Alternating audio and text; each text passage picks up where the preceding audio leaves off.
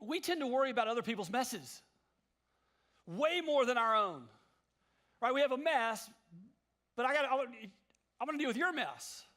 And so we point out, you're messy, you're messy, messy. Look, can you believe how messy they are? And they messy, messy, messy. We all want to deal with everybody else's mess. It's not about their mess. It's about yours. The only way you can navigate the mess is to stop blaming everyone else for the mess. We call this the problem of the plank. We call it the problem of the plank because Jesus said this very, very articulately in Matthew 7. How can you say to your brother, let me take the speck out of your eye, when all the time there's a plank in your own? He's not denying that there's a mess in your brother's eye. But he's saying the solution is not to call that out and wait for your brother to fix his plank. You got to deal with your own. You hypocrite. First, take the plank out of your own eye, and then you'll see clearly to remove the speck from your brother's eye. I do marriage counseling. I'm telling you, I've never had anybody come in my office, I've said this before, and say, I'm the problem. It never happens. She is really, really messy, Paul, and when we fix that mess, our marriage will be fine.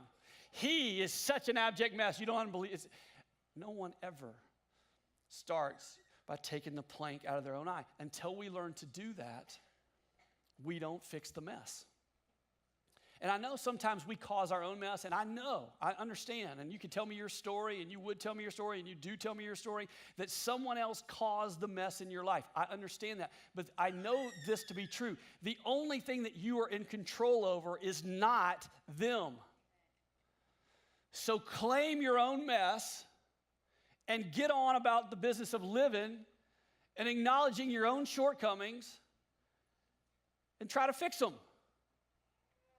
As long as you're sitting around waiting for your husband or your wife or your spouse or your uncle or your mom or your church to fix their problems, you are on a never-ending treadmill. You're never going to get there.